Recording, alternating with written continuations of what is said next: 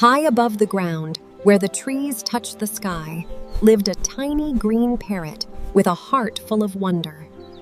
But today, the branches were quiet, and the little parrot's tummy felt empty. Soon, two little birds appeared, each with their own tiny story.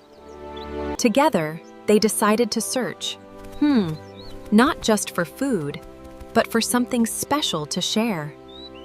And there, hidden among the leaves, was a sky garden full of glowing fruit. They didn't rush to eat. They made something beautiful together. As their kindness grew, the garden began to glow. A feast made not just of food, but of friendship and care. As the sun rested, their hearts felt warm and full.